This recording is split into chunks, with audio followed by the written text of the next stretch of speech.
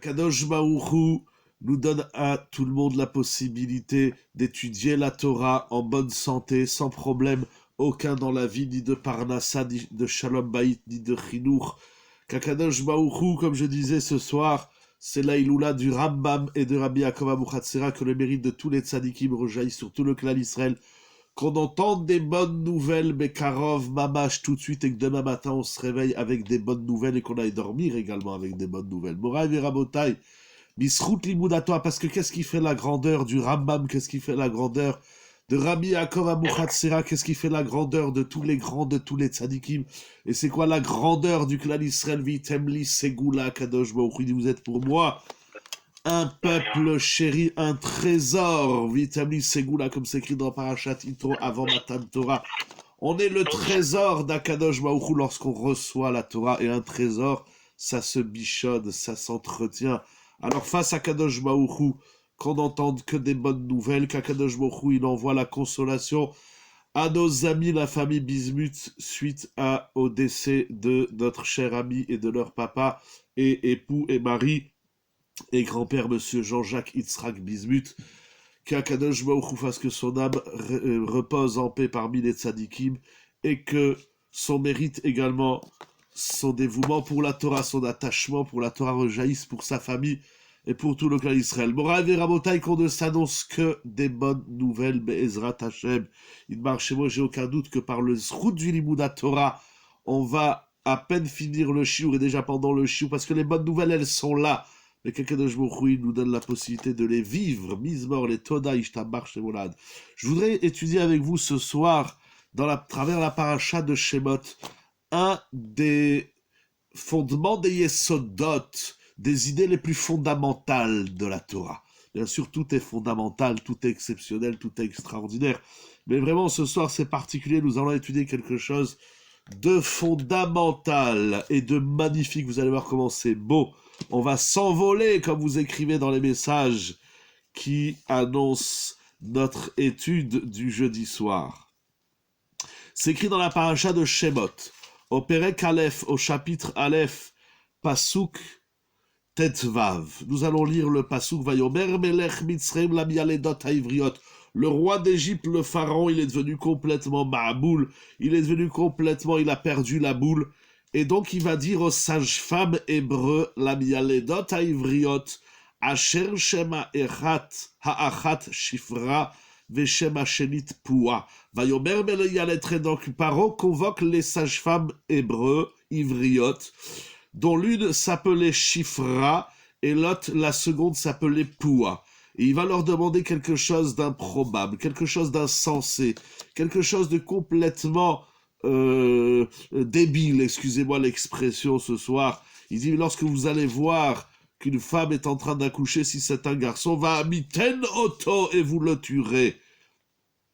Et si c'est une fille, vous la laisserez vivante. Va tirer Nabialedot et Elohim, et les sages-femmes craignaient Akadosh Baruch Hu, et donc elles n'ont pas exécuté l'ordre du roi d'Égypte, va techayena et Ayeladim, elles ont laissé les garçons en vie. Cela vaudra à ces deux femmes Shifra et Pua, d'après l'explication de Rashi que nous allons voir tout de suite, leur vaudra de mettre au monde Moshe Rabbeinu et Betzalel. Moshe descend de Shifra et Betzalel descend de Pua. Qui sont ces deux sages-femmes de Shifra et Pua? La Torah nous dit Shifra zo Yocheved, al shem meshaperet et avlad. Shifra, ça veut dire, à ne pas confondre avec Shifra, parce que les Français, ils ont du mal à dire le chet. Alors c'est pas Shifra avec un chet, c'est Shifra. Il dit Rashi, Shifra, c'est Yocheved. Le mot Shifra, les chapères, on le trouve souvent dans le Talmud, dans la Gemara. La Gemara emploie souvent le terme Shapir. Shapir Kamart. Shapir, les chapères, ça veut dire embellir, améliorer, bonifier. Parce que Yocheved, elle faisait tout pour que l'enfant qui naît soit bien. Voilà, c'est pas inné, on le met dans une berceuse et puis on le rend à sa mère. Elle s'occupait, elle le bichonnait, elle s'occupait de l'enfant qui venait de naître, du nouveau-né. C'est quelque chose d'important pour l'enfant, pour la maman, pour toute la famille et le papa également. Poua, il dit Rashi, Poua avec Aïn, zo Miriam. Al Shem Shepoa ou Medaberet Nehoga Lavlad. Kederech Anashim Amefaisot Tinok Haboche. Poua, il dit Rashi, c'est Myriam, et elle s'appelle Poua. Poua, ça veut dire parler, chanter à l'enfant pour le calmer. Donc Shifra, c'est dans le maasé, dans l'action, elle fait tout pour que l'enfant soit bien physiquement, et Poua, c'est dans la parole. Donc l'une c'est Yocheved et l'autre c'est Myriam. Par la suite, donc puisqu'elles agissaient ainsi, alors c'est écrit au Pasuk Chaf, Vayetev Elokim Lamialedot. Akadosh Baruch Hu va donner du bon, du tov, à ces sages-femmes. Et le peuple se multiplie et devient très puissant. La question qui s'impose ici, de toute évidence, c'est pourquoi la Torah, lorsqu'elle nous parle de Yocheved et Myriam, elle a besoin de nous dire qu'est-ce qu'elle faisait aux enfants. Paro, il a convoqué les sages-femmes, Yocheved et Myriam. Et puis Yocheved et Myriam ont fait ce qu'elles ont fait, elles ont sauvé les enfants.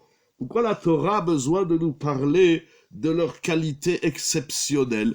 Parce qu'il y a sage-femme qui fait naître l'enfant, et il y a sage-femme qui crée une ambiance chaleureuse, affectueuse. C'est un moment important pour l'enfant qui va naître, mais également pour la maman et tout le contexte familial. Alors elles étaient très dévouées, elles étaient grandement dévouées à l'encontre d'ailleurs du décret du pharaon. Pourquoi la Torah a besoin de nous dire qu'est-ce qu'elle faisait? C'était déjà en soi encourir un grand risque que de désobéir au pharaon, à Paro. Alors pourquoi la Torah a besoin de nous dire en plus de ça qu'est-ce qu'elle faisait? Ça, c'est la question fondamentale sur ce pasouk. Voilà. Il y a ici, nous allons dans un premier temps laisser le pasouk de côté, nous y reviendrons par la suite. Il y a ici, il me semble que pour comprendre quel est le dévouement de ces femmes, à tel point que Akadosh Baruch Hu Vayetev, Akadosh Baruch Hu, il va leur donner du tov, comme il est dit au Pasuk Raf. Et quelle est cette tova? Quel est le bénéfice, le salaire de Yocheved et Myriam? C'est, d'après Rashi, Vaya'as laem batim. Akadosh Baruch Hu, il va leur donner les familles de Lévia, donc les Kohanim et de Malchut, si je me trompe pas, il dit Rashi, Bate Keuna ou Lévia ou Malchut. Donc Yocheved et Myriam, grâce à cela, elles vont mettre au monde les familles de Kohanim, de Léviim et de Royaume et de Malchut. La Malchut vient de Myriam. Pourquoi il faut aller voir la Sougia dans Masechet Sota, Odaf Yud Aleph Amoud Aleph? Donc qu'est-ce qu'il y a? Ok, elles ont... il y a leur Messirut Nefesh, il y a leur dévouement de désobéissance du pharaon. Il y a également Ravchar, écrit c'est rapporté dans Marchevet Moussar. Voilà. Dans Elul, page 152, que le salaire de ces sages-femmes, c'est parce que c'est écrit dans le Pasuk, Vatirena mialedot, et à Elohim. Le salaire qu'elles reçoivent, c'est parce qu'elles craignaient Hachem. Donc il y a le dévouement de la désobéissance, il y a la yira, ce sont des femmes qui craignent Hachem, et il y a, c'est une notion importante parce que souvent l'homme il dit, bon, moi je veux bien faire la Torah et les mitzvot, je crains Dieu, j'ai la foi en Dieu, mais il y a des raisons importantes, la parnassa, le shalom baït. Non, elles font pas de calcul, elles craignent Hachem, et Hachem, bien évidemment, il est supérieur à tout, bien évidemment, et donc Paro ne fait pas le poids, même si Paro nous demande de faire quelque chose d'interdit, nous n'allons pas le faire, c'est à l'encontre de la volonté d'Akadosh Baruch Hu. Donc ces femmes font beaucoup de choses graves auxquelles l'homme Israël a dû s'adapter. Effectivement, le clan Israël est en train de se mettre en place, et cette mise en place du clan Israël, c'est d'ailleurs la naissance du clan Israël. C'est pour ça que la Torah nous parle beaucoup de ces Meyaledot. Il se passe quelque chose au niveau de la naissance de l'être humain ici, mais c'est comparé, le clan Israël, il est en train de naître. Et dès sa naissance, il n'existe pas encore en tant que peuple, en tant que nation, il n'a pas encore de terre, etc., et il a déjà l'endurance de l'Égypte, parce que c'est cette endurance qui va fonder, créer le peuple d'Israël. Donc ces femmes font beaucoup de choses, encore une fois la Messirut Nefesh, la Ira, et leur comportement délicat envers les enfants. Pourquoi la Torah a besoin de nous dire de noter, de les appeler même au nom de leur délicatesse, plus d'ailleurs que de leur Messirut Nefesh, de leur dévouement, ou de leur crainte d'Akadosh Baruch Hu. Pour comprendre qu'est-ce qui se passe ici, et d'ailleurs comment le clan Israël est en train de naître, je voudrais, on va dans un premier temps laisser le passouk. Je voudrais vous montrer quelque chose. Je pense que vous connaissez l'idée, mais on va la retravailler dans les Rishonim, et cela nous expliquera qu'est-ce qui est écrit ici. Il y a ici, dans un premier temps, on va lire le Chovot Alvavot. Rabbeinu Bechaye Ibn Pakuda, dans Sha'ar Akenia, au chapitre 7, c'est vers la fin, non, on est au milieu du 7e chapitre de Sha'ar Akenia. Le Chovot Alvavot, il dit quelque chose d'incroyable. Il faut vraiment croire en Akadosh Baruch Hu et comprendre la puissance du divin et de la Torah pour lire ce texte et l'administrer en nous. Regardez ce que nous dit Rabbeinu Bechaye Ibn Pakuda dans Chovot Alvavot. Ve'amar echad min hachasidim. Il ramène l'enseignement d'un maître pieux, d'un chassid. Je vais le lire directement en français pour être moins pesant et lourd. Arbe bene Adam, j'ai dit en français, de nombreuses personnes viendront le jour du grand jugement, donc à 120 ans, et également lorsque l'homme va arriver devant Akadosh Baruch Hu, devant le tribunal céleste après la vie, et on va leur montrer, Akadosh Baruch Hu, il va montrer à l'homme tous ses actes. Voilà ce que tu as fait de bien, voilà ce que tu as fait de mal, voilà ce que tu aurais pu faire de mieux, voilà ce de quoi tu aurais pu t'abstenir. Akadosh Baruch Hu, il va placer devant l'homme, il va mettre l'homme face à la réalité de la vie qu'il a vécue de son vivant, et ensuite il va lui dire le verdict, combien de temps il va passer au Gehinnom, combien de temps il va être au Lamaba, etc., etc. Mais voilà qu'il se trouve qu'il y a des hommes auxquels on va attribuer un mérite de commandement, de mitzvot qu'ils n'ont jamais pratiqué.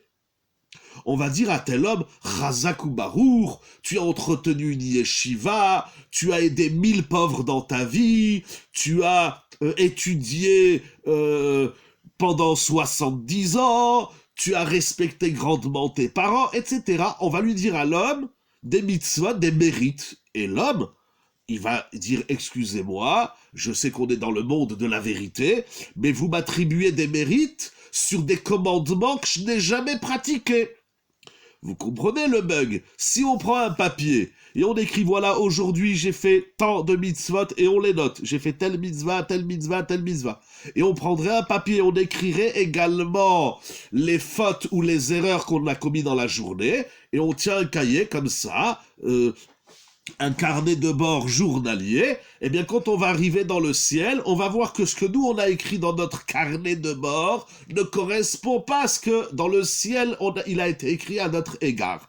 C'est-à-dire que nous, par exemple, à la fin de notre vie, on comptabilise les mérites, on va dire tiens, j'ai 100 000 mérites, par exemple. On va arriver dans le ciel, Akadosh Baruch Hu va dire tiens, 1 milliard de mérites. Alors il a dit, excusez-moi, si on a la possibilité à quelqu'un de faire une mitzvah, est-ce qu'on n'a pas une part dans cette mitzvah? Nous allons y arriver tout de suite, Chazak ou Barour. Mais regardez le chemin que prend le Chovot Alvavot.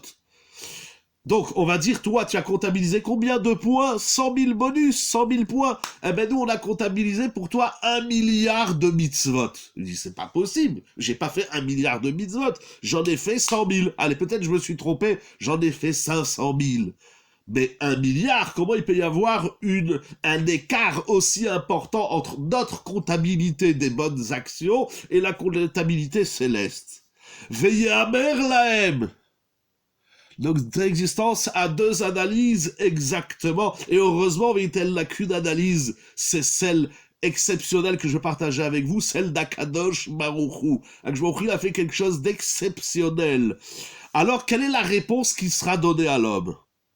Il dit le Chovot Alvavot, Asa otan asher diber bachem vesiper bignutchem. Incroyable. Il dit, c'est vrai, toi tu as comptabilisé 100 000 points, mais tu en as 1 milliard. Tu sais pourquoi? Parce que tu as récupéré tous les mérites de ceux qui ont parlé contre toi. En simple, tu as 100 mérites aujourd'hui. Tu as fait 100 mitzvot, par exemple. 100 brachot, même plus. On va dire que tu as fait 100 mitzvot en ce jeudi. Mais voilà qu'aujourd'hui, à 14 heures, tu as été victime d'une médisance. Il y a quelqu'un qui a dit sur toi, exactement grâce au Lachana, il y a quelqu'un qui a parlé sur ton compte. Il a dit à un tel, t'as vu, qu'est-ce qu'il fait, qu'est-ce qu'il est. Donc il a dit du mal sur toi. À partir du moment où tu es victime d'une médisance ou de colportage d'autrui, Akadosh Baruch Hu, il fait un transfert de données, il lui prend il prend les mérites du bourreau du Lachon Hara et il les transfère. C'est une comptabilité qui nous dépasse tout à fait. D'ailleurs, le Rambam écrit dans Ilchot Teshuvah que nous ne savons pas faire ce calcul. Seul Akadosh Baruch Hu, bien évidemment, sait et fait ce calcul dans le moindre détail de nos mérites. Et également, on verra que ce sera dans le négatif. Donc d'abord, nous sommes dans le positif. Donc, tu sais, aujourd'hui, à 14 heures, il y a quelqu'un qui a dit sur toi du Lachon Hara. Alors que je m'aurais fait un transfert de données. Il prend les mérites du médisant et il les transfère à la victime du Lachon Hara. Donc s'il avait l'autre, il avait 50 000 mérites et toi 100, alors aujourd'hui tu te retrouves avec 150 000.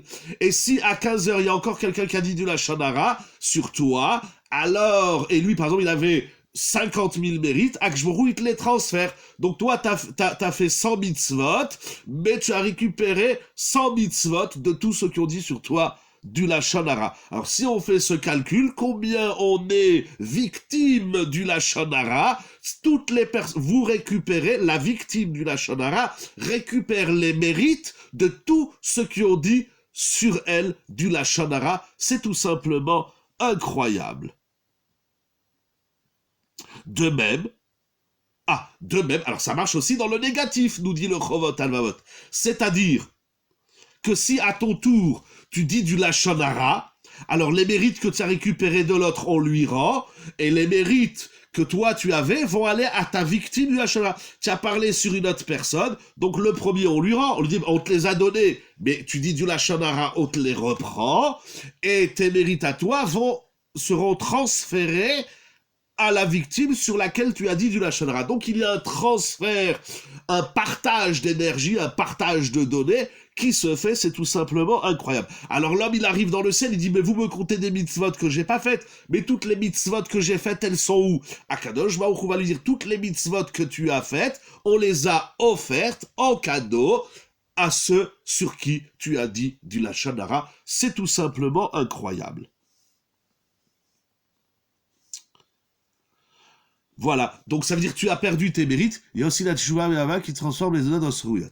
Oui, mais ça encore, c'est la comptabilité, c'est-à-dire la Tchouva Me'ava qui transforme mon négatif en positif, c'est de moi envers moi-même. Moi, je veux parler ce soir du partage des énergies, du transfert des énergies entre moi et l'autre. Je dis énergie parce qu'on va voir que c'est dans le positif, il le dit aussi dans le négatif. De même, un jour dans le ciel, on va te dire, pourquoi tu as mangé du cochon? C'est moi, mais de ma vie, j'ai jamais mangé du cochon. Ah, mais Akadosh Baruch Hu va te dire, puisque tu as dit du Lachon Hara sur une personne, et cette personne, elle a mangé du cochon, donc on lui prend ses avérotes et on te les met sur ta tête. Donc ça veut dire qu'on reçoit les interactions au sein de notre peuple, exactement, et on va voir jusqu'où ça va, c'est extraordinaire. J'ai compté au moins de ce que j'ai cherché, de ce que j'ai trouvé et appris. Faire tchouva sur Sefa transféré. Comment? Très très grande question. Très très grande question, mais on va pas parler de la tchouva. Ce soir, on est loin de Elul et de Tishri. Si les idées reviennent sur la tchouva, je vous les dirai. En tout cas, voilà. Ça veut dire, si je dis du Lachon Hara sur une personne, je lui offre mes mérites et je récupère ses avérotes. Vous vous rendez compte? Je dis du Lachon Hara sur toi, Théoa. Donc moi je suis le bourreau, chasve khalila, du lachon hara, oui ce sont des bourreaux les médisants. Donc je dis du lachon hara sur toi, donc tous mes mérites tu les récupères et je récupère toutes tes avérotes. Donc dans le ciel on va te dire, pourquoi tu as transgressé Shabbat? Tu dis, moi mais jamais j'ai transgressé Shabbat. Tu dis, oui, mais comme tu as parlé, tu as dit du lachon hara sur une personne qui transgresse Shabbat, tu as pris sa avéra. Et tu vas dire, mais voilà ma mitzvah, j'ai fait telle mitzvah. On dit, la mitzvah, ben on l'a offert à ta victime. Ça, c'est ce que nous enseigne le Chovot Halvavot au nom du Chassid.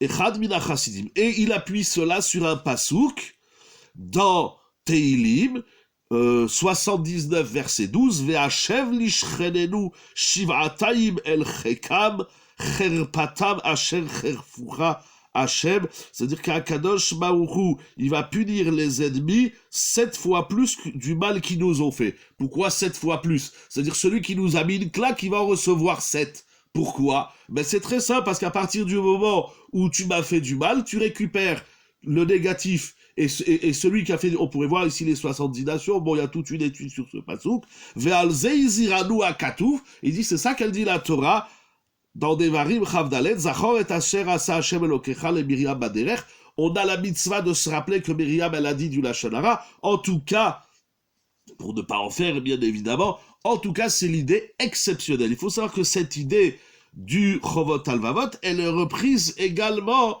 par le Chafetz Chaim dans Shmirat HaLashon, dans Shara Zechira Perek Gimel, il ramène le Chovot Halvavot, et comme ça c'est écrit dans de nombreux Sfarim. Il y a beaucoup de livres qui reprennent cette idée du Chovot, donc tout le monde a l'air d'être d'accord avec ça, et je vous dis c'est tout simplement incroyable, je ne sais même pas, parce que si on ne sait pas comptabiliser, on ne sait même pas expliquer comment ça se passe, il faut expliquer pourquoi ça se passe ainsi. Alors nous allons voir. Nous allons voir quelque chose d'intéressant, mais j'ai oublié au nom de qui, et j'ai le livre à la Yeshiva, je me rappelle pas au nom de qui j'ai lu ça.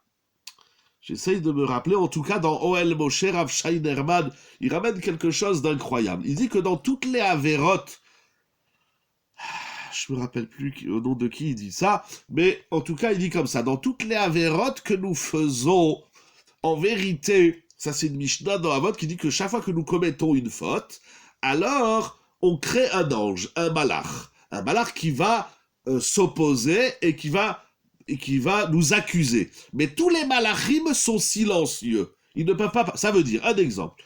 T'as mangé un aliment pas cachère. Alors, paf, tu crées un malach qui va t'accuser. Mais il n'a pas de bouche pour parler. Il y a un malach qui a une bouche pour parler. C'est le malach qu'on a créé par la parole, c'est-à-dire le lachon hara. Mais allons plus loin. Il ramène dans Ohel Moshe au nom d'un Mefarech, j'ai oublié.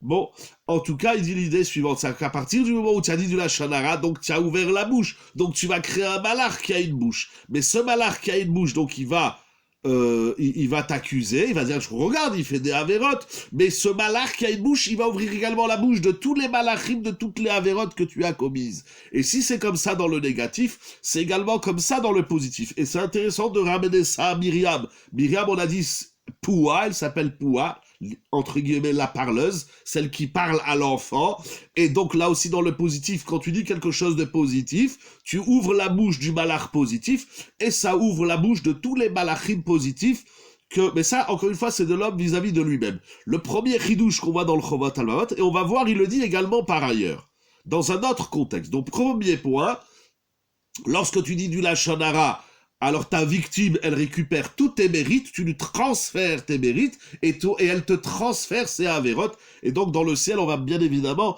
pas du tout se reconnaître. Je vous dis, cette idée, elle est reprise par le Chafetz Chaim et beaucoup d'autres Mefarshim. Allons voir une deuxième idée du Chovot Halvavot, cette fois-ci dans le Perek Ahavat Hashem. Perek Ahavat Hashem, il dit la chose suivante.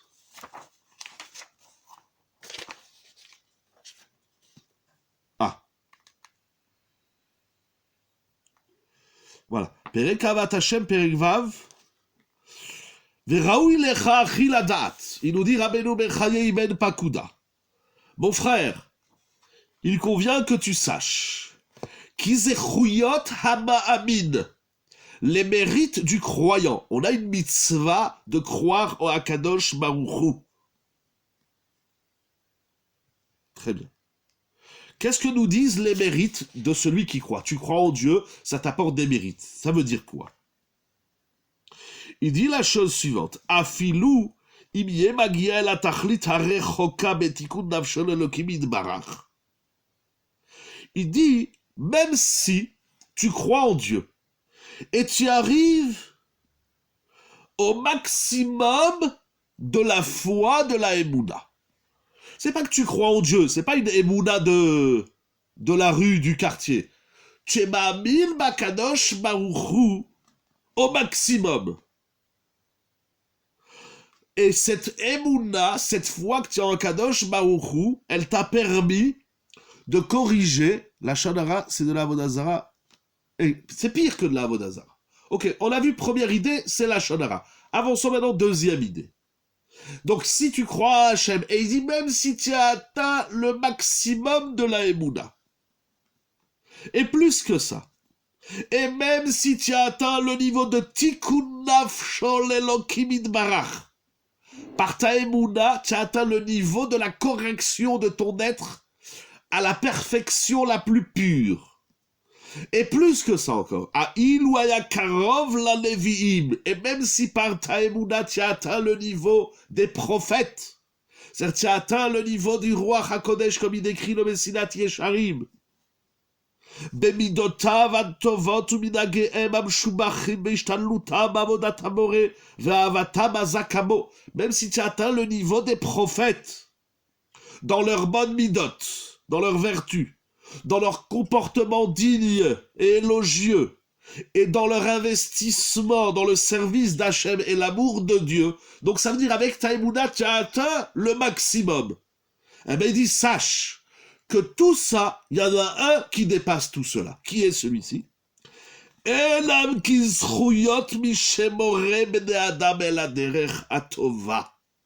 Tous les mérites que tu peux atteindre, il y en a un qui va te dépasser. Qui est-il? C'est celui qui enseigne aux autres le droit chemin.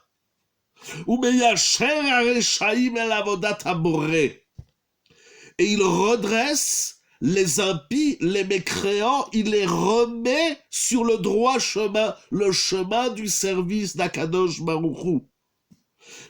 Vous comprenez, c'est qu'on a un homme qui atteint la Emouna, et la Emouna, il est monté, il est arrivé au niveau des Nevi'im, de Zecharia, de Malachi, de Hoshea, de Chagai, de Yecheskel, de Ishaya, etc., tous les Nevi'im, qui atteint un niveau suprême de prophétie.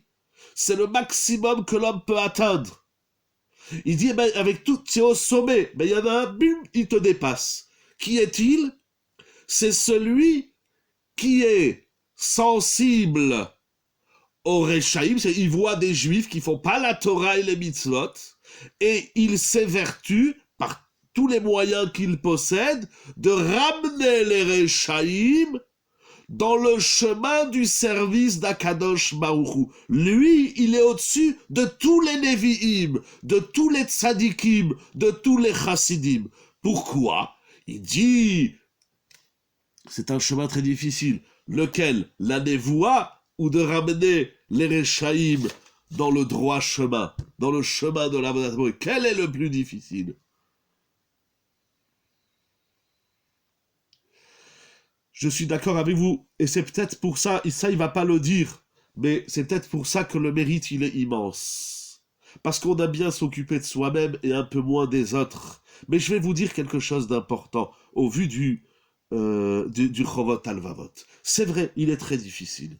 Vous prenez un rachat, parce qu'il parle bien des Rechaïm, ou bien Yacher à Rechaïm, vous prenez un rachat. Il mange pas kasher, il mange des huîtres, il est Mehalel Shabbat, il fait pas Kippour, et j'en passe, et j'en passe. Vous prenez un rachat, défini comme tel, par la Torah, pas un rachat parce qu'il m'énerve. Si l'autre il t'énerve, ça s'appelle pas un rachat, le rachat c'est toi. Ce rachat, il fait 1000 avérotes par jour.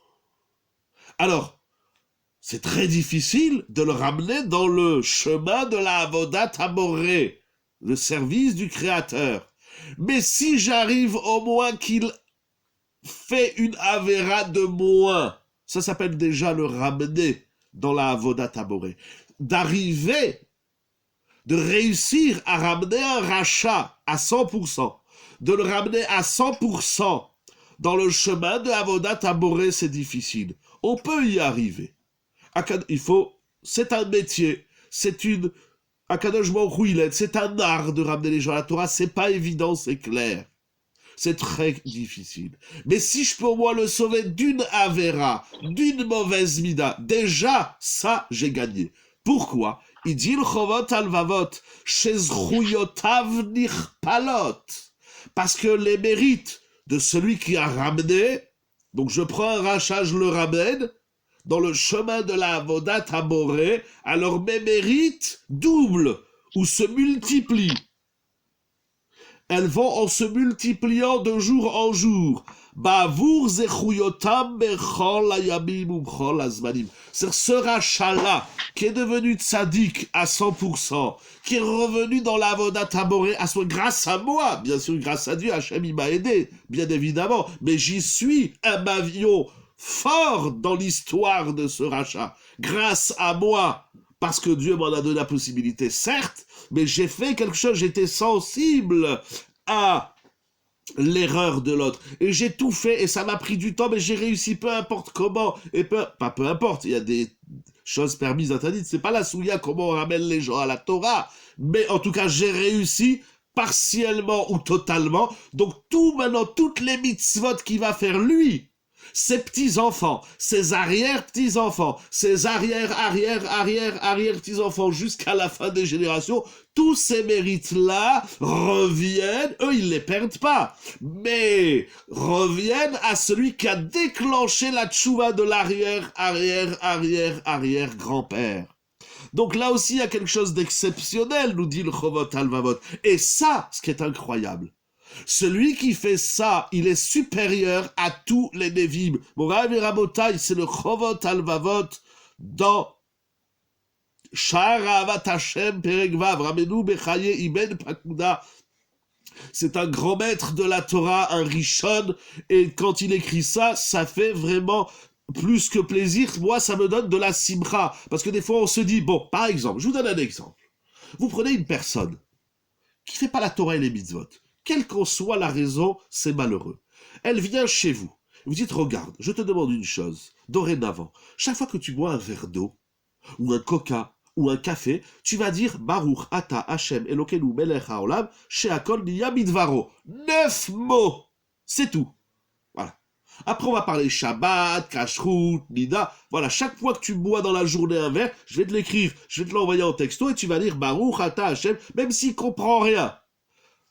Donc c'est même après le din initial, d'après la mort, c'est infini, ça ne s'arrête pas avec exactement, ça ne s'arrête jamais. C'est ça l'infini de l'infini de l'infini du divin, c'est que lui, il a appris chez Akol, il va l'enseigner à sa femme, il va l'enseigner à ses enfants, qui vont l'enseigner aux petits-enfants, etc. Donc ça fait 1000 milliards de chez Akol li Amidbaro, tout ça parce que toi tu as pris 1 minute pour apprendre à ton cousin, à ta cousine, à ton voisin, à quelqu'un à la synagogue, ou bien chaque Amen, ne serait-ce qu'un Amen. Il a dit Amen. Voilà, tu dis quand tu entends tout le monde dire Amen, tu réponds Amen. Amen, c'est-à-dire que tu as la foi en ce qui est dit ici, manifestement, à la synagogue, ce qui est exprimé par Shelatzvou. Rien que tu dis Amen, et il va l'apprendre à ses enfants. Donc tous les Amen qui seront dits jusqu'à la fin des temps dans cette génération, dans cette famille, ils te reviennent à toi. Ça fait encore 1000 milliards, et c'est à l'infini. Parce que la nouvelle génération, elle est là, mais après, il y en a encore une, et il y en a encore une, et il y en a encore une. Et donc c'est un din infini tout à fait. Même après la mort, rien n'est fini. Il n'y a pas de fin, justement. C'est ça l'Olama Emet, c'est ça l'Olama Ba, c'est ça l'Olama des Shabbat, c'est l'infini. C'est aujourd'hui. Et ça change pas seulement de jour en jour, ça change de seconde en seconde. Bon, après, on est dans le monde d'Akadosh Baruch Hu, Kaviachol, et donc là, on ne sait plus calculer, ça veut dire il n'y a plus la question de temps, excusez-moi, il n'y a plus la question de temps, ni de quantité, etc. On est sorti de l'espace-temps et de l'espace quantitatif, on est dans le divin, mais c'est sans fin. Donc je vois Et qu'est-ce que, à condition que l'autre soit conscient de mon implication? Pas du tout. Il n'a pas besoin d'être conscient. De toutes les façons, même moi, je le suis pas tant que je l'avais pas lu le Chovot Halvavot. Mais il n'a pas besoin d'être conscient. C'est pas parce que, c'est-à-dire, il n'a pas besoin d'être conscient que ce qu'il fait, c'est grâce à moi, et donc on partage le mérite de ce qu'il est en train de faire. Il n'y a pas besoin de conscience, et c'est ça qu'il a dit le Chovot Halvavot dans Shara Kenia. C'est on en est tellement pas conscient que lorsqu'on va arriver là, on dit Chazak. On va dire Chazak, tu as dit 1000 milliards de fois Amen dans ta vie. Il dit, moi, j'ai pas dit 1000 milliards, c'est impossible. Il dit, mais grâce à toi, il y a monsieur un tel, son fils, son petit-fils, sa femme, ses enfants, toute la famille. Donc tous les Amen de la famille A, auxquels tu as encouragé de dire Amen, ils te reviennent de droit. Lui-même, il n'en est pas conscient. Celui qui perçoit ses mérites, qui la grâce à ce qu'il fait faire aux autres, on en est soi-même surpris. On va arriver dans le ciel, je vais lui dire, regarde, on t'a réservé le plus beau quartier dans l'Olamaba. Il dit, mais moi j'ai pas fait toutes ces mitzvot. S'il y a un partage de mérite, pourquoi ramener le rachat? S'il y a un partage de mérite, ah, mais parce que, alors comment vous voulez comment? Mais mes mérites, c'est-à-dire quoi? Comment je vais les passer à l'autre? Comment? On a le droit. C'est pour ça que celui qui ramène un enseignement Beshem Omro amène la Géoula. Exactement. Mes mérites, je veux bien te les offrir, mais il faut que tu aies le réceptacle, le portefeuille pour les recevoir. Il faut s'impliquer. Vous vous rappelez, on a parlé avec Yosef dans les parachiotes précédentes. Je veux bien partager mes mérites, mais il faut que celui qui est en face, il les accepte. Alors oui, on a le droit de prier à Kadosh Baruch Hu, fait qu'un tel il fasse tchouva. On a le droit de dire, voilà, Kadosh Baruch Hu, avant de dire Sheakol li Yamidvaro, j'ai déjà dit Sheakol, avant de dire Sheakol li Yamidvaro, eh ben, que le mérite de ma bracha, il réveille l'autre de son sommeil et de sa stupidité. Mais c'est pas suffisant, ça c'est un tout petit mérite. Le gros mérite, c'est lorsque l'autre il dira Sheakol, donc tous les Sheakol qu'il va dire dans sa vie, c'est grâce à moi, et donc j'ai une part dans tous les Sheakol qui seront dits grâce à moi. Est-ce que prier pour la Teshuvah de l'autre aussi ramène... Non, ça, enfin, je l'ai pas lu. Ça, j'ai pas lu. On a le droit... quelque part, oui, en vérité. C'est-à-dire, là, vous êtes un peu dans le passif. Je prie pour qu'un tel fasse Teshuvah. Le jour où il fait Teshuvah, si c'est grâce à ma tefila, alors effectivement, il y a aussi cet effet que j'appelle cascade, où, comme c'est l'hiver, on va appeler, il y a cet effet boule de neige, etc., etc. Donc, le Chovot Halvavot dans Sharaknia et Sharavat Hashem, il nous apprend un yesod fondamental. Premièrement, dans le Lashon Hara, si tu es victime de Lashon Hara, toutes tes avérotes, elles vont chez le bourreau, et tous ses mérites te reviennent. Et la même chose, si toi tu dis du Lashon Hara, alors tous tes mérites vont chez ta victime, et toutes les fautes de ta victime te reviennent. Et c'est un calcul comme ça, inouï et sans fin. Je trouve ça, moi, merveilleux. C'est encore plus beau que le feu d'artifice du 14 juillet, ou je ne sais de quelle fête, même si ce sont des très jolis feux d'artifice, mais ça, ce n'est pas que de l'artifice, c'est du réel. Et à tel point que tous ces chidushim, d'abord l'homme lui-même, il va être surpris, il va dire, quoi? Moi j'ai fait tout ça? Dis oui. Oui, il y a quelqu'un qui a dit du Lashon Hara sur toi, donc tu as récupéré tous ses mérites. Moi, j'ai fait tout ça, oui, grâce à toi, tel il a fait Teshuvah. Alors, toutes les bonnes actions qu'il va faire, grâce aux mots que tu lui as dit, ou à ce que tu as fait, eh ben, ça te revient de droit. Et ce qui est incroyable, donc déjà, ce transfert, de donner ce partage des énergies, il est énorme. Mais en plus de ça, il nous dit le Chovot Halvavot dans Sharavat Hashem que celui qui ramène une personne à la Torah partiellement ou totalement, il est supérieur à tous les prophètes de l'histoire. Vous vous rendez compte qu'est-ce qui est écrit ici? C'est tout simplement incroyable. Ça veut dire, celui qui a fait un travail sur lui pour devenir un avis, c'est un mérite inouï et immense. Mais il a son propre mérite à lui. Mais celui qui ramène une personne à la Torah, il a ses mérites, j'ai mes mérites, et j'ai ses mérites à lui, et les mérites de ses descendants, et les mérites jusqu'à la fin des temps, grâce à un mot gentil que je lui ai dit, ou à une bonne action, ou à ce que je lui ai appris dans la vie. Grâce à ça, ben lui et toutes ses générations, et ça va découler, c'est des cascades et des cascades encore plus belles que les chutes du Niagara. Et bien voilà, on va dire, ah ben voilà, c'est ça les mitzvot. C'est incroyable. Le Gaon de Vilna nous dit dans Michelet, au Perek Yudbet, non, c'est pas celui-là le Sefer. Où est-ce qu'il est? Où est-ce que j'ai mis le Gaon de Vilna? Ah, oui, pardon, il est là. Le Gaon de Vilna dans Michelet, Perek Yudbet, Pasuk Yud Dalet. Regardez, il y a un Pasuk extraordinaire qu'il a dit le roi David. Et nous allons lire ce Pasuk avec le commentaire du Gaon Rabbeinu Eliyahu Lando de Vilna, le maître qu'on appelle le Gaon de Vilna. Il dit la chose suivante. Lisons un pasouk dans Shlomo HaMelech, les Proverbes, chapitre 12, verset 14. Mi peri pi ish, du fruit, du produit de la bouche de l'homme Yisba Tov. L'homme se rassasie de bonheur, c'est-à-dire le bonheur duquel l'homme est comblé, découle, c'est le fruit de sa bouche. Incroyable. Le bonheur que tu veux recevoir ou avoir dans ta vie dépend de ce qui sort de ta bouche. Incroyable. Ugmul Yede Adam, et le retour, l'effet boomerang des actions de l'homme. Donc là, je vois la bouche de Myriam Poua et je vois les actions de Shifra de Yocheved. Yashivlo, il lui sera restitué. En d'autres termes, en simple, il faut encore approfondir ce passou, voir Rashi, le Malbim, tous les Mefarshim, le Even Ezra et autres. Mais je vais dire avec vous le Gaon de Vilna. En simple, Shlomo HaMelech, en simple, c'est profond, Shlomo HaMelech nous dit le mérite, le Isbatov, c'est-à-dire être comblé de bonheur, dépend de ce qui sort de ta bouche, et le mérite que tu as dépend de tes actes. Le Gaon de Vilna, il écrit quelque chose d'incroyable, Moraï Verabotai. Qu'est-ce qu'elle est belle, la Torah, qu'est-ce qu'elle est magnifique, qu'est-ce qu'elle est splendide et exceptionnelle. Veomer, voilà comment le Gaon de Vilna explique ce que dit le roi Shlomo HaMelech. Il dit la chose suivante. Si tu vois une personne qui commet une avéra, ou qui fait quelque chose qu'il ne faut pas faire dans la vie,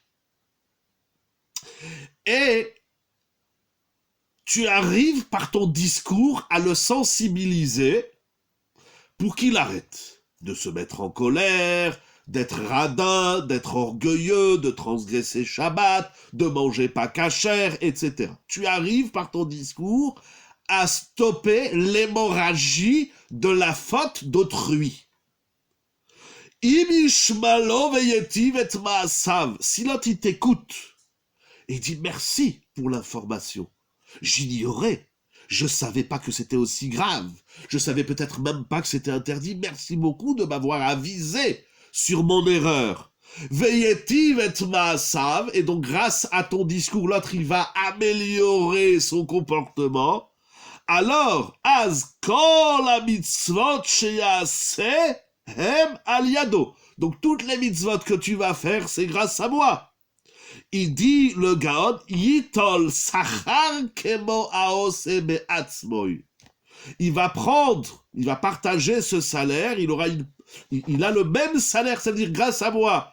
Tu as fait une mitzvah, donc toi tu as le salaire de la mitzvah. Eh bien moi j'ai le même salaire que toi sur la mitzvah que tu as fait grâce à moi.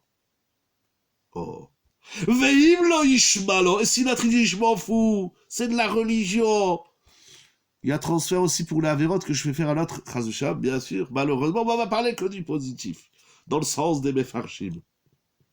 Et dit, et si l'autre, il m'écoute pas? Alors des fois, on se dit, ah ben alors, j'ai parlé des heures et des heures et des heures, ça n'a servi à rien. Je vois que l'autre, il continue à transgresser Shabbat, à manger du cochon ou de la cochonne.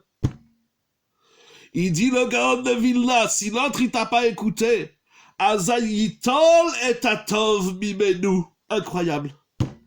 Alors tout le bien qui est en lui, tu le récupères. C'est pour ça qu'il y a des gens qui veulent pas entendre. Dès que tu vas lui parler, je veux rien savoir. Mais je t'ai rien dit, je veux rien savoir.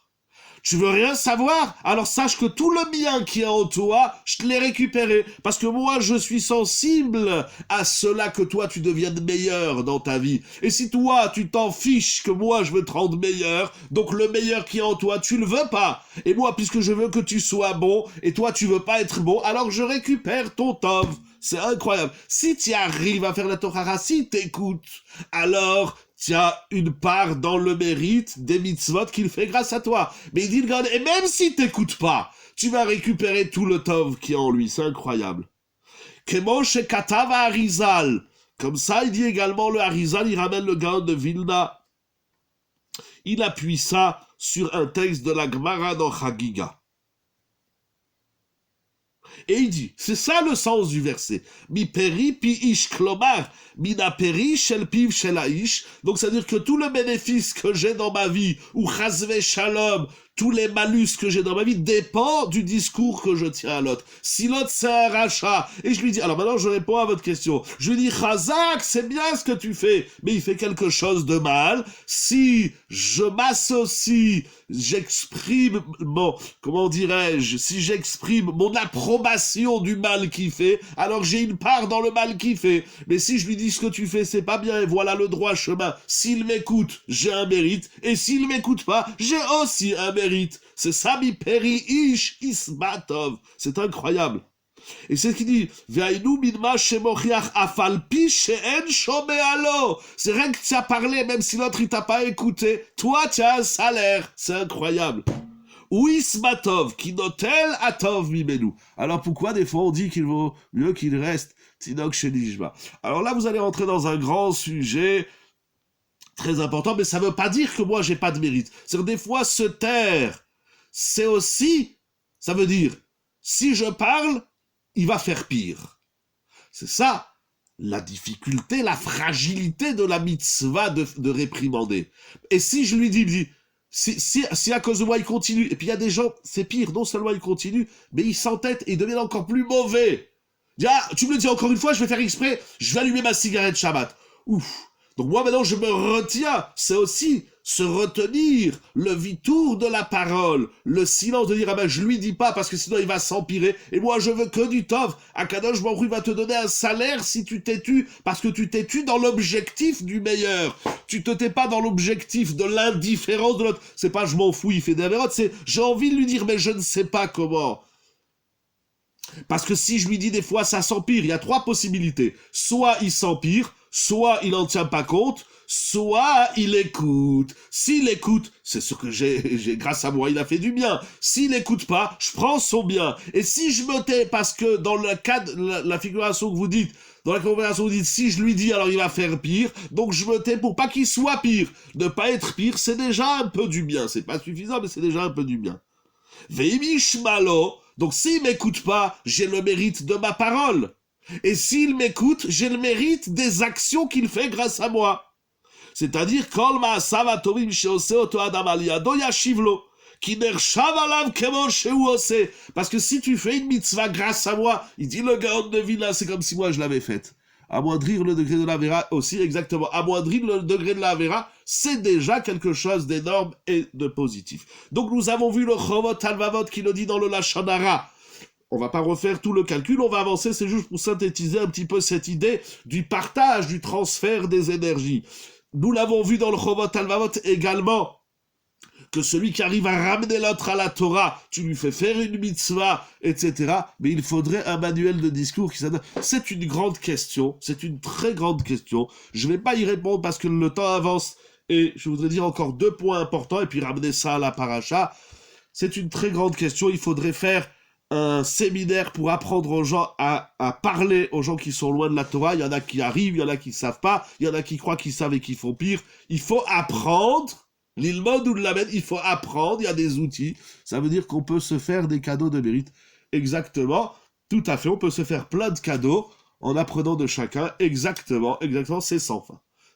Alors oui, il faut apprendre à ramener les gens à la Torah, que ce soit son conjoint, ses enfants, ses parents, ou n'importe quel juif, malheureusement, et peut-être même avec les goïms. On l'a vu dans l'étude des Teilim, que David Ameler, il parle même au Goïm. Si vous avez vu la vidéo sur le Teilim chapitre 18, que vous pouvez retrouver sur ma chaîne YouTube, sur la playlist de ma chaîne YouTube Teilim, eh ben dans le 18 là-bas, si je me trompe pas, c'est le 18, David Ameler, il appelle même les Goïm à améliorer les peuples, les nations, les non-juifs, à améliorer toute personne au monde qu'on améliore d'une façon ou d'une autre, ne serait-ce que par un discours. Si dorénavant un tel, il a corrigé une mida, un comportement, une pensée grâce à moi, eh ben j'ai les mérites infinis par effet cascade et effet de boule de neige, que tout ce que l'autre il fait et il fera et ce sera fait grâce à lui, et lui il va le dire à l'autre, etc., etc. Tout ça, ça revient au premier. C'est tout simplement magique, incroyable, c'est divin.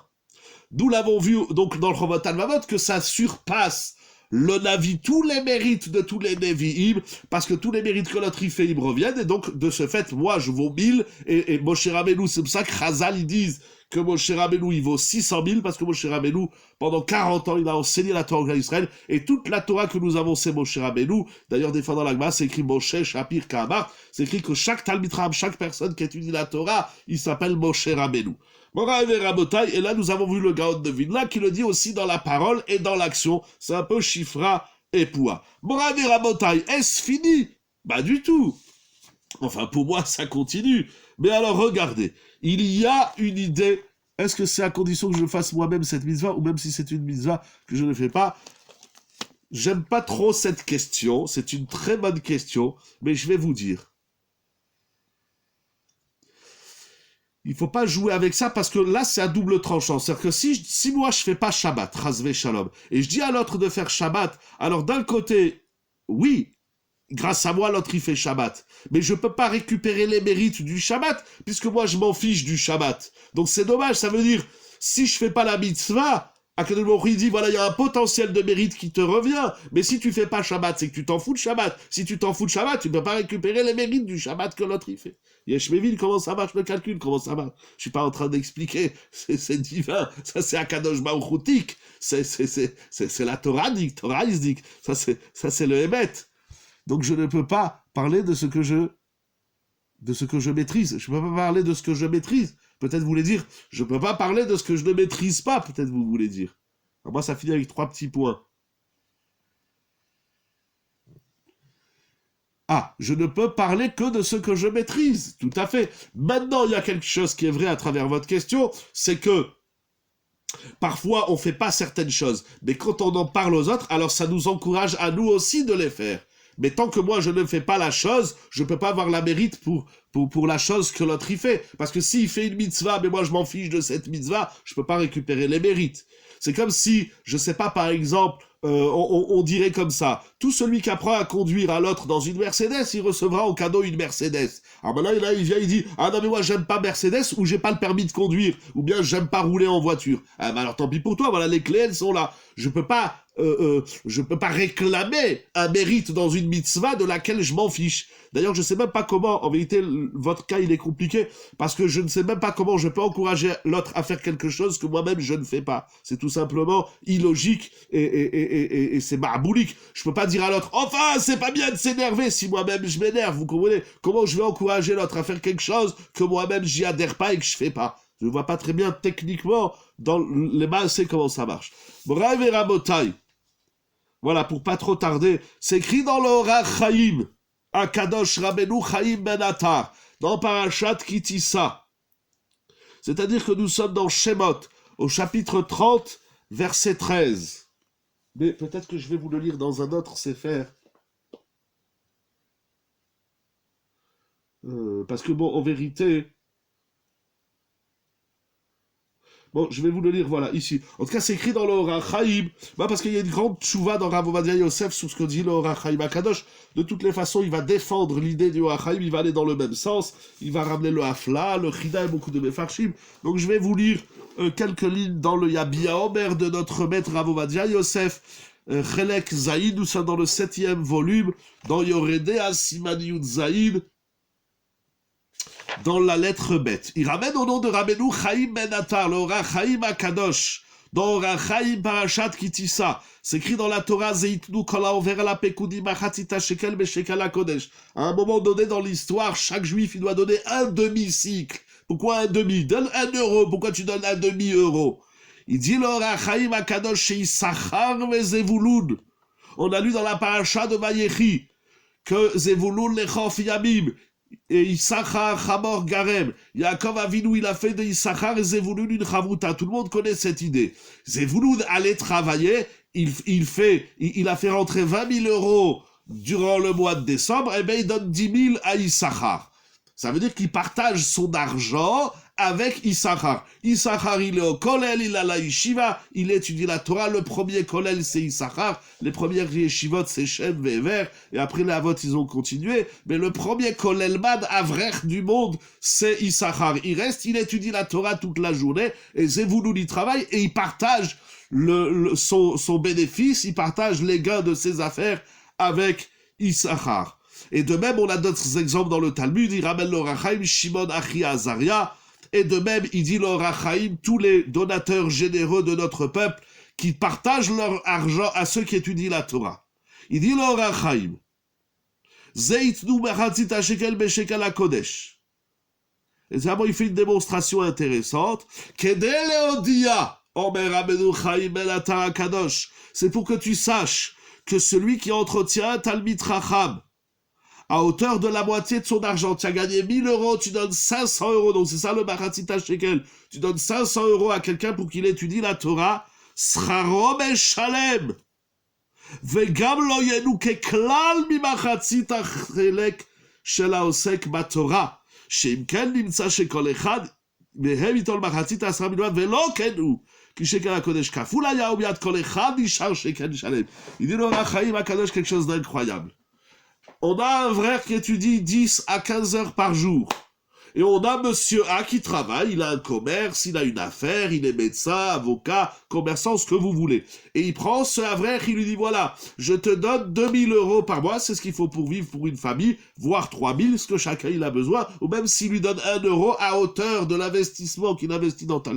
Ça veut dire, par exemple, le calcul est faux, mais un exemple, juste pour visualiser un petit peu. Imaginons qu'un Havrer qui étudie 1 heure par jour, ça vaut 30 euros. Un exemple. Alors, si moi je donne 30 euros à un frère qui étudie 1 heure, alors j'aurai le mérite d'1 heure. Je lui donne 60, j'aurai le mérite de 2 heures. Et ainsi de suite. Plus j'investis dans le Talmid Chacham pour qu'il étudie la Torah, plus je bénéficie de sa Torah. Mais il dit le Rachaim HaKadosh. Toi, tu as donné 2000 euros à un Talmid Chacham. Grâce à toi, il peut étudier au Kollel tranquillement. Dans le Talmid Chacham, il a étudié 12 heures par jour. Il dit attention. C'est pas que comme tu as aidé le Talmid Chacham à étudier la Torah, alors le Talmid Chacham, il a perdu 6 heures. Pas du tout. Le Talmid Chacham, il garde le bénéfice de ces 12 heures. Et toi aussi, qu'il a aidé, tu lui as donné de l'argent pour qu'il étudie la Torah, tu as le bénéfice de ces 12 heures. Donc c'est comme si le Talmid Chacham, il a étudié 12 heures, et toi aussi, tu as étudié 12 heures. C'est tout simplement incroyable. Cette idée du Rachaim HaKadosh, il ramène Rav Ovadia Yosef alav Shalom, que telle est également l'opinion du Haflaha. Le Haflaha, c'était le maître du Khatam Sofer, un des maîtres du Khatam Sofer. Et regardez l'exemple qu'il rapporte. Vekatav alze achida. Le Chida HaKadosh Rabbeinu Chaim Yosef David Azoulay. Il dit, HaKadosh Baruchu. Il dit, c'est la même chose dans le couple. Si madame, elle aide, Akadosh Baruchu, c'est tellement beau, c'est pour ça que je vous le lis en hébreu, parce que c'est tellement beau.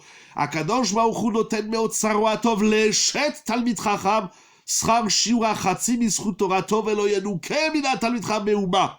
Vechel amarzik. Alors le Rachaim, il le dit, si tu entretiens quelqu'un à étudier la Torah, tu le payes pour qu'il étudie 1 heure, ce n'est pas un plaisir partagé, mais c'est un plaisir décuplé. Tout à fait, c'est ça, le mot décuplé que vous dites, c'est le mot du Chovot Alvavot, je l'avais pas tout à l'heure, ça qui dit Nirpelu zechuyotav, Nirpelu décuplé. Donc ça veut dire, dit le Chida, c'est la même chose. Si madame, tu aides ton mari à étudier 1 heure, tu l'encourages à étudier 2 heures, le dimanche, tout le monde batlan, Rimono Shalolam. Mais ce dimanche-là, 26 ou 25 décembre, la yeshiva devrait exploser, on devrait dire aux gens, désolé, il n'y a plus de place pour étudier la Torah. Mesdames, si tu encourages ton mari à aller étudier la Torah, c'est pas que ton mari il a étudié 15 heures ou 2 heures ou 3 heures ou le temps qu'il a étudié, et toi entre-temps tu t'es crevé à faire la maison, ce qui est un mérite immense, c'est le chesed de la femme. Mais le mérite du mari, il a étudié 3 heures, eh ben toi aussi madame, tu as le mérite de celui qui a étudié 3 heures. C'est incroyable, tout le olababa des femmes, c'est ça. Sinon, c'est quoi son olababa? Elle va pas aller là-bas avec ses chalotes, aniloyodéa, ou avec ses clowneries de soirée, de je ne sais quoi. Bon, enfin, bref, on va s'arrêter là. Alors, c'est ça qu'il dit Rav Ovadia. Donc là aussi, je vois dans Rav Ovadia Yosef alav shalom zechuto yaged alenu qu'il y a ce que j'ai appelé le transfert, le partage de données. Il y a ici, les mérites se décuplent. Si j'aide l'autre à étudier la Torah, quel qu'il soit, que ce soit de l'argent pour un donateur, ou pour un bienfaiteur, ou tout simplement, je passe à la yeshiva, je mets un billet de 100 euros, grâce à ça, il y a X personnes qui vont étudier X temps, alors j'ai une part dans l'étude de l'autre. C'est pas, voilà, je t'ai donné de la tzaka, allez, va manger. C'est pour ça que là aussi dans la tzedaka, si je donne la tzedaka à quelqu'un qui va faire une avéra avec cet argent, il vient quelqu'un, je ramène souvent cette chaîne-là parce qu'elle me plaît beaucoup, de Rav Moshe Feinstein, c'est ramené également, il dit comme ça, Rav Zilberstein, si quelqu'un il me dit donne-moi 50 euros, vous j'aille acheter une dose d'ecstasy ou de drogue. Je dis mais tu es fou quoi, Hasbe Shalom. Il dit bon donne-moi de la tzedaka, si je sais que le Hani, avec, ou celui qui demande, avec l'argent que je lui donne, il va aller faire une avéra. Alors je paye ma avéra, je paye le guéhinom. Il faut faire attention, notre argent va, bien évidemment. C'est comme ça pour les bienfaiteurs, pour les donateurs, les nadvanim. Et le Chida, il dit c'est comme ça également pour les épouses. Ça veut dire que madame qui encourage son mari à étudier la Torah, il a étudié 10 heures, eh ben ça va aussi 10 heures. Et attention, c'est l'idée que développe Rav Yosef à travers le Or HaChaim et les Mefarshim. C'est pas que si moi j'ai étudié 10 heures, alors je te vends 5 heures et il me reste 5 heures. Parce que si un bonhomme il étudie 10 heures et il y a 10 donateurs qui lui donnent 100 euros, à la fin il se retrouve avec 0. Non, c'est pas comme ça. Moi j'ai mes 10 heures et chaque donateur qui a donné, il a à hauteur de son don le mérite. S'il a donné pour 1 heure, il a le mérite d'1 heure. Et c'est comme ça aussi pour madame. Tu encourages ton mari à étudier 1 heure. Alors c'est comme si toi aussi tu as étudié 1 heure et tu as le même mérite que lui. Et tu as aussi, là j'ai déjà rapporté, si je me trompe pas aussi au nom de Rav Zilberstein, que si maintenant j'encourage mon mari pour aller étudier 1 heure, je dis voilà, il y a un chiour, va étudier 1 heure. Donc mon mari va étudier 1 heure. Mais pendant 1 heure, un peu il parle avec les copains, un peu il fume une cigarette, il prend un café, un peu il papote. Donc sur 1 heure, il a étudié, on va dire, 45 minutes. Donc lui, monsieur, il a le salaire de 45 minutes. Mais moi, je t'ai pas envoyé pour que tu aies étudié 45 minutes. Moi, je t'ai envoyé pour que tu aies étudié 1 heure. Donc moi, madame, j'ai 1 heure de mérite. Et toi, monsieur, tu n'as que 45 minutes. Comme ça, il dit Rav Zilberstein. Bon, Rav et Rabotai, nous allons conclure ici pour comprendre. Nous allons terminer avec un grand ridouche sur la paracha. Donc, nous avons vu dans le Chovat Alvavot que c'est comme ça dans tous les mérites, dans le Lashon Hara, et que c'est comme ça dans le Zikouy Arabim. Le Gaon de Vilna, d'ailleurs, Rav Yosef, bon, j'ai pas tout lu toute la tchouva, c'est assez long, je vois que l'heure avance, Baruch Hashem a une allure assez exceptionnelle. Donc, le Gaon de Vilna, il nous dit que c'est comme ça dans la bouche, si par ma bouche, donc c'est comme ça dans la Torah. On va dire en simple, c'est comme ça dans le Lashon Hara, c'est comme ça dans le Zikouy Arabim, c'est comme ça dans la Torah, c'est comme ça dans le Limud Torah, c'est comme ça dans les donateurs, c'est comme ça dans les épouses, dans les couples. Il y a donc un transfert, mais est-ce que l'homme a vraiment un mérite? C'est-à-dire, l'homme il a tout le mérite, c'est quoi? Il a un mérite. Il a un mérite d'avoir la femme qu'il a, et il a un mérite d'être ce qu'il est. On a plein de mérites. Chaque minute d'étudier la Torah, c'est tellement difficile. Chaque minute, le Yetzirah, il y a toujours quelqu'un qui nous dérange. C'est un mérite immense. Tout appartient à Hachem. Bien sûr, ça c'est une grande question, mais regarde, il est déjà très tard. Et je ne veux pas trop tarder, mais à Kadosh Baruch Hu, il a dit faites des mitzvot et je vous ferai des cadeaux. C'est ça qui est incroyable. Bon, Rav et Rabotai, revenons à la paracha. Donc après cette démonstration que c'est comme ça en vérité dans toute la Torah, ce que j'appelle donc le partage des énergies, le transfert des mérites, Rav Kobolski, dans son livre Péniné, Rav Asher Kobelski, dans son livre, 3e volume, dans son livre Péniné, Parashat Hashavua, pardon, je ne sais pas encore une fois si vous les voyez à l'endroit ou à l'envers, il y a peut-être un petit réglage, mais il dit quelque chose d'incroyable. Je vais vous lire une phrase. Yehudi ametiv lezulato. Chaque fois que tu fais du chesed à l'autre, zoche, shekol zchuyotav atidiyot shel mi shenezar bo, yizkefu af lizchuto. Si je fais un chesed, quel qu'il soit, je t'amène un verre d'eau, je t'offre un cadeau, je t'offre un gâteau, les deux, cadeau et gâteau, je te dis un mot gentil, quel que soit le chesed qu'on offre à l'autre, grâce à mon chesed, l'autre, il va faire des choses et il va réussir dans sa vie, eh bien, tous les mérites qu'il a, ils me reviennent. Mais là, c'est intéressant, parce que si, dans le vort du Chovot Alvavot, il y a un échange de données, je prends tes mérites, tu prends mes avérotes, etc. Là, on le voit, comme vous avez dit, on le voit dans Talmud Torah et on le voit dans le Chesed. Si je te fais du Chesed, ou dans le Chovot Alvavot, si je t'enseigne quelque chose pour revenir dans le droit chemin, j'ai pas pris tes mérites, mais là, les mérites se décuplent. Tu as mis 1 euro à la tzedaka, c'est comme si moi j'ai mis 1 euro à la tzedaka. Tu fais Shabbat, moi aussi j'ai fait Shabbat, etc. Donc on a 2 exemples. Il y a un transfert de mérite les miens c'est les tiens et les tiens c'est les miens, Sheli, Shelcha et Shelcha, Sheli, ça c'est Racha de Havot, mais il y a un autre Sheli, Sheli et Shelcha, Shelcha, ça c'est le moyen, et il y a tout ce qui est à moi est à toi, et vice versa, ça veut dire qu'en vérité, il y a ici cet échange qui se décuple, ça se partage pas, hein, comme on dit, comment ils disent en français, tout le on partage, on partagerait, on multiplie. C'est-à-dire toi tu as étudié 1 heure, eh ben tu as le mérite d'1 heure, et moi aussi j'ai ce mérite d'1 heure. C'est ça qui est incroyable. Et il dit Rav Kobolski, c'est la même chose dans le Chesed. Et d'où on sait ça, il ramène au nom du Ismar Moshe. Maintenant on va finir avec Shifra et Poua. Ah, il dit le Ismar Moshe, une contamination positive. Razak, ah ça c'est bien. Ça me plaît. Razak, voilà. C'est le contraire. Là, on a trouvé le tikkun, j'aime pas ce mot. On a trouvé le réparatif et on a trouvé, je dirais même, le vaccin contre le Covid.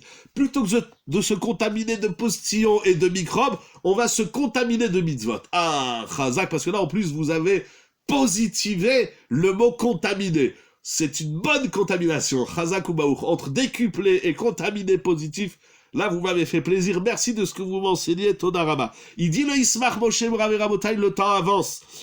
La Torah nous raconte que ces sages-femmes, elles se sont dévouées pour les enfants d'Israël, du peuple d'Israël. Et elles se sont mis en danger parce qu'elles ont désobéi à l'ordre du Pharaon.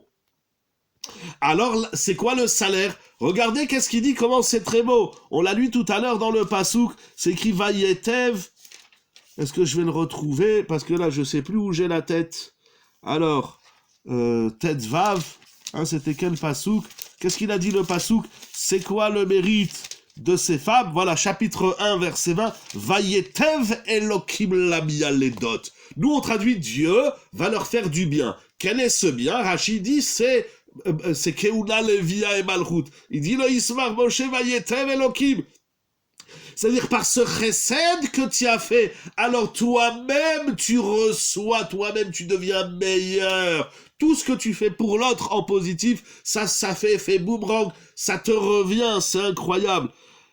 Leur salaire, la Torah l'exprime par les mots Vayetev Elokim Lamia Ledot. Et il ramène dans le Ismach Moshe qui dit que par le mérite, qui bisrar zot em afrou les tovot yoter, elles sont devenues elles-mêmes meilleures. Les Naalot Yoter, plus évoluées, parce que elles ont, chez Zahou les Péta, chaque chose qu'elles faisaient pour l'enfant, donc la vie, leur parler, les actions chaleureuses, tout ça, ça va, le mérite de tout ça, c'est pas seulement le mérite de ma mitzvah, mais par ma mitzvah, je fais que toi, tu vas devenir quelqu'un de bien. Alors si toi, tu deviens quelqu'un de bien, tes mérites me reviennent, et tout d'un coup, je me retrouve avec des cascades de mérites. Je vais vous le lire dans les mots. Zahou les pétas, tout d'un coup, elles ont un rouillot. Moi, j'appelle des cascades. Lui, il appelle ça des montagnes de mérite. De tous ces enfants qui vont naître et de tout ce qu'ils vont faire dans leur vie. Et c'est pour ça que la Torah, elle les appelle Shifra et Poua. Shifra et Poua, sur la Torah, elle vient dire tout le bien qu'elles ont fait, la Messirut Nefesh, la Hirat Shamaïm, leurs actions, des fois la moindre action, comment elles sont devenues si grandes. Il y a des gens qui ont beaucoup d'Hirat Shamaïm, mais dès qu'on est à table, on dit, est-ce que tu peux me passer le sel? Il fait, oh, je suis pas ton pigeon. Mais c'est dans les petites choses, comment tu parles à un enfant, qu'il ne sait même pas s'il va se rappeler de toi, il peut même pas te dire merci. Et après que tu lui as donné la tétée ou le biberon, il sait faire une chose, c'est un rot, et de tout te renvoyer sur ton pantalon ou sur ton costume. Mais c'est ça le remerciement. On regarde pas qu'est-ce qu'on apporte à l'autre, ce que tu lui apportes, le mérite de ce que tu lui apportes. Ça va à lui permettre. D'abord, il y a le mérite de la mitzvah. Il y a un double salaire, plus qu'un double, un multiple décuplage, etc., de salaire. C'est tout simplement inouï, infini. Yehiratson, voilà, c'est l'idée que je voulais partager avec vous, c'est une idée fondamentale dans la Torah, c'est que des fois, on se retient de faire du dire, ah non, il va pas encore me demander de l'amener à droite à gauche, il va pas encore me demander tel service ou tel autre service. Morav et Rabotai, on ne se rend pas compte que ce qu'on apporte à l'autre, c'est immense, puisque c'est immense pour l'autre, ça devient encore plus immense pour moi. Toi, tu penses que dans la vie, tu es là pour donner, mais en vérité, plus que ce que tu donnes, tu reçois. Parce que tout ce que tu as donné, ça va déclencher chez l'autre une multitude de conséquences, de cascades de bonnes choses qu'il va faire, eh ben tout ce qu'il fait et tout ce que lui-même il fera faire aux autres. Hein, c'est comment on appelle ça? C'est l'effet. Il y a deux effets, mais on va le dire en positif parce qu'il y en a un en négatif. Mais c'est l'effet tupperware. C'est-à-dire moi je te vends quelque chose que tu vas vendre aux autres et moi je touche une commission sur tous les vendeurs, des commerciaux, etc. Eh ben ça ils l'ont pris de la Torah. C'est l'effet boomerang, l'effet tupperware, tous les effets, en tout cas Bekitsour, c'est l'effet thoraïque, magique et exceptionnel, la puissance de la Torah, et dans chacun de ces mefarshim, je le répète très vite, le temps est déjà très tard, mais je le répète très vite, le chidouche du Chovot Halvavot, c'est que ça, premièrement, t'en es inconscient et ça marche quand même, deuxièmement, tu es au-dessus de tous les Nevi'im, le Gaon de Vilna dit, même si tu as investi sur l'autre, et ça n'a pas marché, c'est incroyable ce qu'il dit, des fois on se dit, ah ben j'arrête de lui dire, toutes les façons ça sert à rien. Tant qu'il t'a pas mis une gifle, c'est écrit dans la Gemara, tant que l'autre il t'engueule pas, ou comme vous avez dit tout à l'heure, tant que l'autre il ne s'empire pas, continue à lui dire, même s'il ne le fait pas, toi tu as un mérite, et tu n'as pas seulement un mérite, tu as le mérite de tous les mérites qu'il aurait pu mériter, mais comme lui il les veut pas, ben c'est toi qui les récupères. Ça, même si l'autre au final il fait rien, toi tu récupères tout le bénéfice. C'est tout simplement incroyable, c'est un investissement qui ne fait que rapporter, effet domino aussi, voilà, on va pas sortir tous les effets. En tout cas, c'est... Alors, un exemple pour finir avec une histoire qui est magnifique, qui raconte le Rav Asher Kobelski dans son livre Pnidei Parasha, il raconte quelque chose d'extraordinaire. Il y avait le Rabbi Mordechai Chaim de Slonim. C'était un grand rabbi qui, après la Shoah, malheureusement, après cette horreur de la Shoah, il a réussi, Baruch Hashem, par bien évidemment les circonstances qu'Akadosh Baruch Hu lui a présentées, il a réussi à partir en Eretz Israël. Lorsqu'il arrive, il voit, après la Shoah, il voit tous ces gens qui sont démunis, qui n'ont rien à manger. Alors qu'est-ce qu'il fait? Il va vendre toutes ses affaires. Il vend tout. Tout ce qu'il a, il vend. Il garde une chose. Il garde son talit, cette filine, et il garde son costume de Shabbat. Et avec l'argent qu'il récupère, il va donner à manger aux pauvres. Mais quelle madrigote, Est-ce que vous serez... Pardon, quand je dis vous, Mechila, je vous demande pardon, je le dis pour moi. Est-ce que des fois on serait... Bon, allez, oui, un petit truc bon. Si quelqu'un, il vient chez vous, il vous dit, bah, qu'est-ce que tu serais prêt à vendre que par le bénéfice de l'argent de ton objet qu'on a vendu, on va donner à manger à un pauvre? Bon, on va chercher du violage qu'on n'a pas mis depuis 100 ans, on va chercher des vieilles chaises qui sont dans la cave. Le Rav de Slonim, il a tout vendu. Sauf son talit, cette filine et son costume de Shabbat. Avec cet argent, il a donné à manger aux pauvres. Mais ce qui est incroyable, c'est qu'à la fin de sa vie, il a dit « Je regrette que j'ai pas vendu aussi mon costume de Shabbat. » Alors c'est une chéla intéressante. Est-ce qu'on a le droit de vendre son propre costume de Shabbat pour donner à manger à un pauvre? Adilo Yodéa. Ashrenu Shezachinu. Merci à Kadosh Baruch Hu, nous avons ce mérite d'être des chassadim, comme les chassadim. On est des... Kadosh Baruch Hu nous a donné cette mida extraordinaire. Donc on l'a vu dans le Zikuy Arabim, dans la Tochacha, dans l'étude de la Torah, dans la Nadvadout, hein, je lis un peu tout ce qu'on a lu, dans qu'est-ce que le premier Chovot Halvavot, c'était, ah oui, dans le Lashon Hara, et enfin dans le Chesed, il y a cet effet magique et sensationnel que quand on investit dans l'autre, eh bien on gagne plus que ce qu'on a investi, et c'est que marche aussi comme ça dans le négatif, mais terminons avec le positif. Yehi Ratson, qu'on apprenne à se taire. Et ça veut dire que chaque fois qu'on se tait, d'abord on conserve nos biens, et on a un mérite immense qui s'appelle tais-toi, ferme-la, arrête de parler sur l'autre, même si tu en peux plus, même si tu vas mourir, eh ben crève, mais ne tue pas l'autre, parce que quand tu tues l'autre, tu t'es tué à toi en premier. C'est comme ça dans le Limud Torah, dans la Tochacha. Tu veux dire quelque chose, mais tu vois que l'autre il écoute pas, tu dis je dis pas, parce que si j'ouvre ma bouche, ça va être pire, alors je dis rien. Là aussi, il y a un mérite immense. Et si tu lui dis t'écoutes pas, tu as aussi un mérite. Et si tu lui dis et il t'écoute, tu as aussi... On a tout le temps des mérites. Yehi Ratson. Voilà, c'est le chidouche pour moi, c'est extraordinaire, c'est sensationnel, que c'est comme ça dans le Rouhani, dans le monde de la Torah, des mitzvot, des maasim tovim, à travers tous ces exemples, qu'on le fasse dans le chesed, dans la tzedaka, dans ce terre, dans le lashon hara, dans la tochacha, dans le limud Torah et dans le zikuy arabim, que ça surpasse ça surpasse la névoie, ça surpasse tous les nevim. Il y a ici des expressions dans les rishonim, je peux pas tout lire, et puis le temps est déjà très très avancé, alors je vous souhaite plus que des cascades de brachot, mais ce soir, je vous souhaite une double cascade. Ça veut dire chacun sa propre cascade de mérite et de brachot, mais que nos cascades rejaillissent sur les cascades des autres. Comme ça, cascade entraîne cascade, et comme ça, on va exploser de brachot. Je vous remercie pour 2 mots que je retiens, que je vais écrire sur mon papier. C'est décupler Olam Chesed Ibane, voilà, exactement. Et ça veut dire donc d'ailleurs tout le mérite de toutes les personnes qui sont là, et je vais vous dire un chidouche, même de ceux qui sont pas là, ça leur revient à eux. Moi, je ne fais que lire avec vous et partager ces chidouchim, donc tout le mérite bien évidemment à toute l'équipe de Yeshiva Zoom et du site sejnis.com et sejjeune.com qui nous aident à diffuser la Torah, qu'Akadosh Baruch Hu ils nous permettent de développer nos propres cascades, que nos cascades rejaillissent sur les cascades des autres, comme ça on bénéficie aussi de la cascade de l'autre, et qu'on soit tous Bezrat Hashem unis. Merci pour 2 mots exceptionnels que vous m'avez appris ce soir, décupler les mérites et la contamination positive de nos mérites, qu'on partage tous ensemble, cette ardoute, cette beauté morale. J'ai juste une chose à vous demander, Shabbat Shalom. Voilà, on devient des cascadeurs de cascades, des cascadeurs de brachot. Ce que je vous demande, c'est une chose, Shabbat. Si vous avez entendu des chidushim, si vous n'avez pas entendu des chidushim, je m'excuse, mais Ezrat Hashem, priez pour que la prochaine fois je ferai mieux. Je demande à Kshmourou qui me permet de découvrir des chidushim pour pouvoir les partager avec vous. Je ne peux pas les garder pour moi et avec moi. C'est une mitzvah de partager la Torah. Mais des quelques idées que vous avez appris, ou de toutes les idées, ce que vous avez appris et retenu et compris, et même si vous n'avez pas compris, même si ça vous énerve, partagez-le autour de vous, comme ça fait encore des effets domino, tupperware, boomerang. C'est ça l'effet de la Torah. Je vous bénis, je vous dis Shabbat Shalom Umevorach, qu'Akadosh Baruch Hu il envoie la guérison à tous les malades et qu'on se contamine tous de positif et qu'on entende que des bonnes nouvelles tout de suite et maintenant. Lanou, Ulchol Israël, Kol Tuv, Shabbat Shalom.